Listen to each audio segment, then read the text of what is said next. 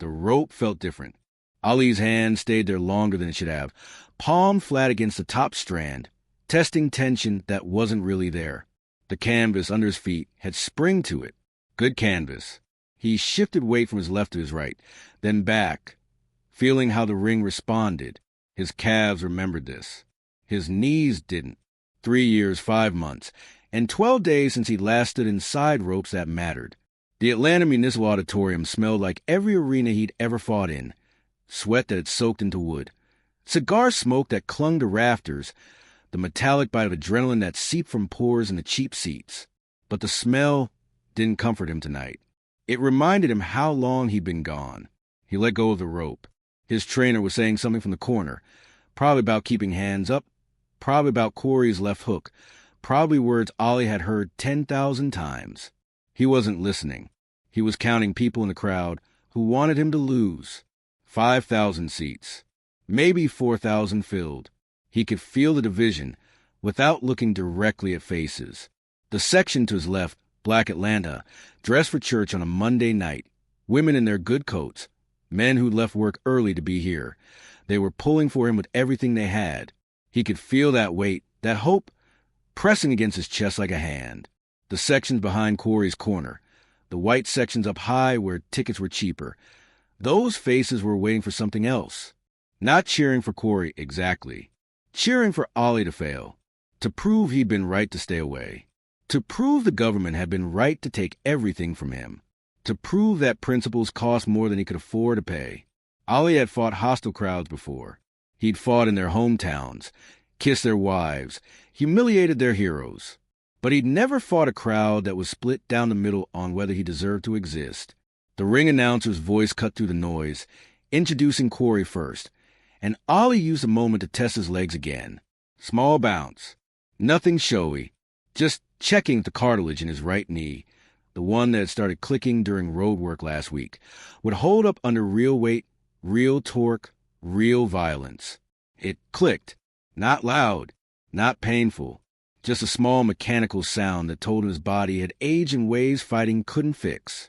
He was 28 years old. He'd been 25 the last time he'd won a fight that counted. The mathematics didn't work in his favor. 3.5 years of exile. No sparring against real competition. No idem. No timin. Just road work and hitting bags and doing sit-ups in hotel rooms, while lawyers argued in courtrooms whether he'd go to prison for refusing to kill people he had no quarrel with. The Supreme Court hadn't ruled yet. That case still hung over him. A separate weight from tonight. A weight that whispered he might win this fight and still spend 5 years in a federal cell. But tonight wasn't about the Supreme Court. Tonight was about 12 rounds against a white heavyweight from California who'd been busy winning fights while Ali had been busy becoming a symbol. Symbols don't bleed as well as fighters. The announcer said Ali's name, and the arena split in half sonically. Roar from one side. Scattered boos from the other. Mostly just silence in between. The vast middle ground of people who'd paid to watch but hadn't decided yet what they were watching for. Ali didn't raise his hands. Didn't dance.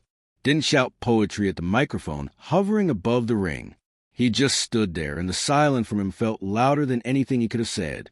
His corner man was taping his gloves tighter, checking the laces, doing the small mechanical rituals that happen before men try to hurt each other for money. Ali watched his own hands being wrapped. They looked the same. Same knuckles. Same scars across the right hand from a Cleveland Williams fight. Same veins running up his forearms. But something was different in the way they sat at the end of his wrists. Heavier, like they'd forgotten how to be fast. He'd sparred. He'd trained. He'd run the roads of Miami until his lungs burned and his legs turned to concrete. Angelo Dundee had brought in good sparring partners, young, hungry guys who wanted to prove they could touch Ali, and Ali had worked with them, slipping punches, countering, doing the things muscle memory said he should still know how to do. But muscle memory wasn't the same as nerve memory, and nerves needed real fear to wake up. He hadn't felt real fear in 3.5 years. Not the kind that comes from another man's fist. He'd felt different fears. The fear of losing everything, of being erased, of becoming irrelevant while still breathing. But ring fear, the clean chemical fear that sharpens reflexes and slows time, That fear had gone dormant. He didn't know if it would come back. Quarry was in the opposite corner now. White trunks, thick Irish build, the kind of fighter who pressured forward and threw hooks in bunches. Not sophisticated, not particularly fast. Just durable and mean and backed by people who wanted to prove Ali's exile had broken something that couldn't be fixed. Ali looked across the ring at him. Quarry looked back. There was no psychological edge to win here. No mind games. Quarry wasn't afraid of him. Why would he be? Quarry had been fighting. Quarry's body knew what year it was. Quarry's reflexes were current, updated, installed with the latest version of violence. Ali's reflexes were running on old software. The referee called him to the center. Standard instructions. Protect yourself at all times. Break when I say break. Touch gloves. Ali walked to the center of the ring, and the crowd's noise changed shape, got tighter, more focused. This was the moment before the moment, the last second of safety before somebody's face started rearranging. The referee was talking, but Ali was watching Quarry's eyes, looking for doubt, looking for respect, looking for anything that suggested Quarry saw him as the fighter he used to be instead of the question mark he'd become. Quarry's eyes were flat, professional, ready. They touched gloves. The referee stepped back.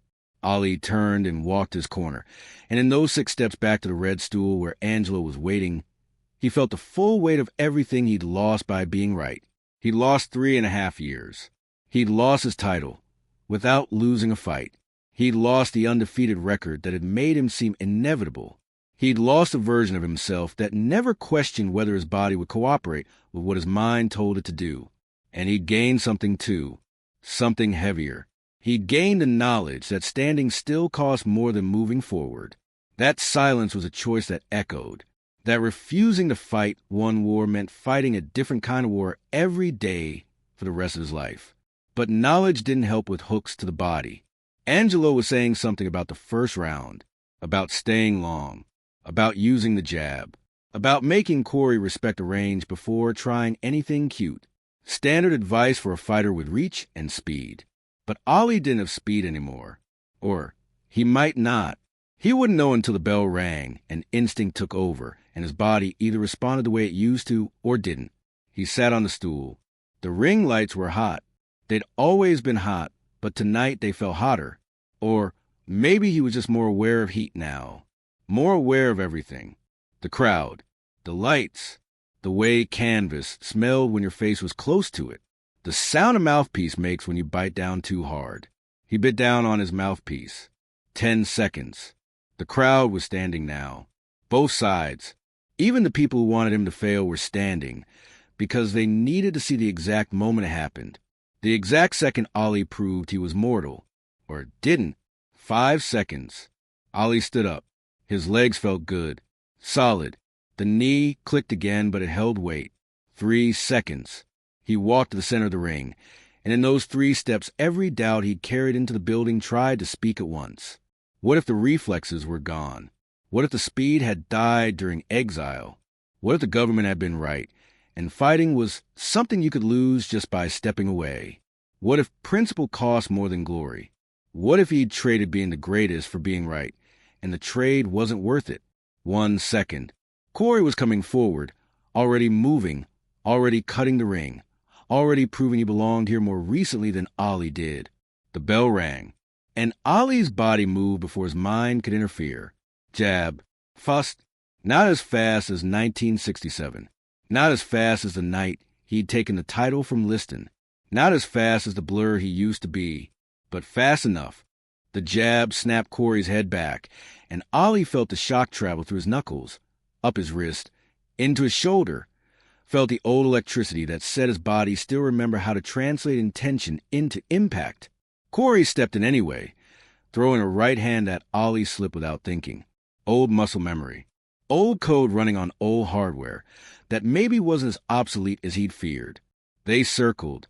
Quarry cut him off, trying to trap him against the ropes. Ali sidestepped, not as smooth as before, not as fluid, but functional. Good enough. Maybe good enough. Another jab. This one landed clean on Quarry's nose, and something in the Irishman's eyes changed. Not fear. Recognition. The recognition that the man in front of him was still the same problem, just older, still the same equation, just with different variables. Ali threw a combination, jab, jab, right hand, and the right hand missed by inches because Quarry pulled back faster than Ali expected. 3 years ago, Ali wouldn't have missed. 3 years ago, his timing would have been perfect. But 3 years ago didn't matter. Tonight mattered. This round mattered. This second mattered. Quarry came back with a body shot that landed just under Ali's ribs, and the pain was immediate and clarifying. Sharp. Real. The kind of pain that reminds you this isn't metaphor. This isn't symbolism. This is two men trying to break each other in front of people who paid to watch. Ali clinched. The referee broke them. They reset. 30 seconds left in the first round, and Ali could feel his breathing. Not labored yet. Not desperate. But present. Audible. The kind of breathing that announces itself. He threw another jab. Landed. Threw another. Landed. Threw a third, and Quarry walked through it, taking a punch on his forehead, and threw a left hook that caught Ali on the side of the head. Not flush, glancing, but hard enough to remind Ali that being hit was still part of the contract. The bell rang. Ali walked back to his corner and sat down, and Angelo was talking fast, excited, saying the speed was there, saying the legs were good, saying Quarry was slower than expected. But Ali wasn't listening to Angelo's words. He was listening to his own breathing, counting the seconds it took to return to normal, checking his hand for tremors, testing his vision to make sure the overhead lights weren't splitting into doubles. Everything worked. Not perfectly.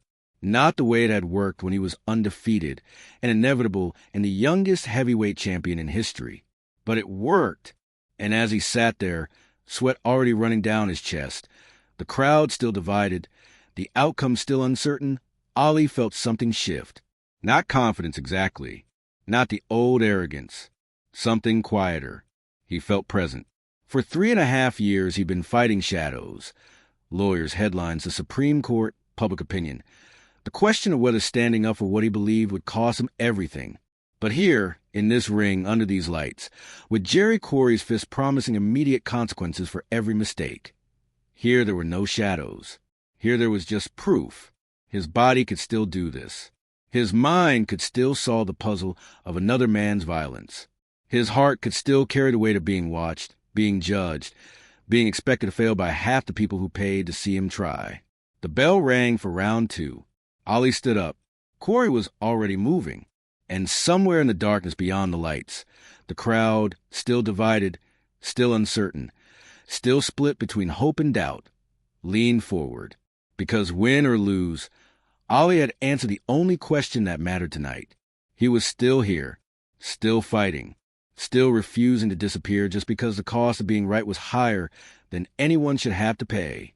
The second round started, and Ali moved forward, not the dancer he'd been, not the blur, not the impossible thing that had made people rethink what heavyweights could do. Just a fighter. A good one. Maybe still a great one. Time would tell. But tonight he was enough.